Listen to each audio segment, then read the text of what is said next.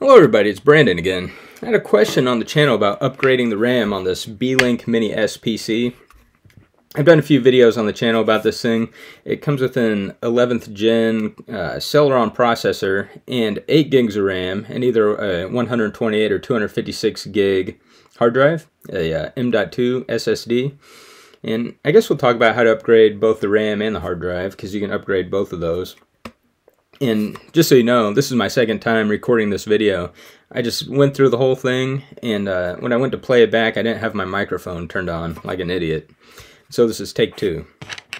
So anyway, to open this thing up, by the way, there's just 4 screw holes on the corners on the bottom. You take those 4 out, and then you pop the bottom plate off. And I found an easy way to do it is if you have one of these little Allen key things, you can put it into the mounting holes here and just kind of easily pry it open, and the back just comes off. Pretty simple to do. So what you have inside of this Beelink Mini S, I'll just show you. Your RAM slot is right here. It has one RAM slot. It's a it comes with an 8 gig 2400 megahertz DDR4 slot. The M.2 SSD is mounted right here, and it also has a space on the lid where you can fit a 2.5-inch hard drive. You could put it like your own SSD in there as an upgrade. And so that'd be the easiest way to upgrade your hard drive. You just get one and slide it right in there. And we can take a look on Amazon on some that you can get. It's already wired up there. You could also change the M.2 drive, but it comes with a pretty good one. I wouldn't change it unless you really thought you needed to. Even if you got the cheaper 128 gig version of this thing, that's still enough for your operating system and some programs. And then if you put another hard drive in it, you'd be good to go. But we're going to focus on the RAM here, because that's what the question was actually about.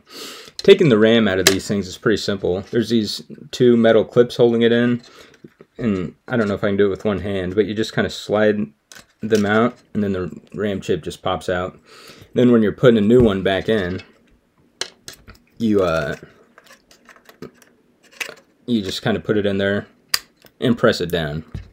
So it's very easy to change memory in this thing. This uses the laptop size memory, which is all over the place on Amazon, which I have Amazon open right here. I just searched for DDR4 2400 16 gigs, and you'll notice most of it's sold in 2 pairs of 8, which is not what you want, because there's only 1 RAM slot in this device. I found the cheapest one I found looking through this is this $49 one, Viper Steel. Just so you know, this does support up to a 2933 speed DDR4.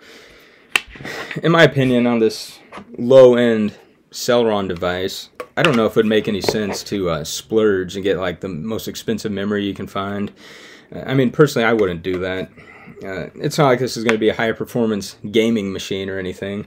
But it does help. There's a big difference between having 8 gigs and 16 gigs of RAM on a lot of applications. Even on older games, it's nice to have the extra gigs. And if you're going to keep Windows on this thing, 16 gigs also is always a good thing to have. Speaking of Windows, I should have mentioned this thing does come with a Windows 11 Pro license, which is good, and it runs it pretty good. But I've also tried it with both Chrome OS Flex and Fedora Linux. All of the above work good on this thing. So something to keep in mind, you have operating system choices. But for the standard person, if you don't mind Windows, it's probably your best way to go, because it has the most software compatibility. If you don't like what Windows has to offer, I'd recommend a Linux distribution. I like Fedora. I did also test Chrome OS Flex on this thing, and all the hardware works on it. But this is a machine that's powerful enough to run Linux and Windows fairly well. And it's new enough to get all the latest Windows updates. So I don't see a point of putting Flex on this unless you just really like Flex. To me, Chrome OS Flex is better for a older device or secondary device that doesn't get operating system updates anymore. But that's my opinion. If you like Flex and you want to put it on this, that's good too. So anyway, like I said, go to Amazon, search for DDR4 2400 gig. 2400 megahertz, 16 gig stick, and I think that'd be fine for you. And like I said, it's very easy to change. As for the SSD, if you want to put a secondary hard drive in that thing, you just search for a 2.5-inch SSD, and I think the Beelink website says it supports up to 2 terabytes. I'm not 100% sure on that. I should have checked that beforehand. But if you buy this thing, it'll say in the manual, in the documentation, I think, if my memory serves right, it supports a 2 terabyte drive, which is a common size. I think you find it on Amazon fairly easy. I've used these Samsung drives before, and I never had any problems with them.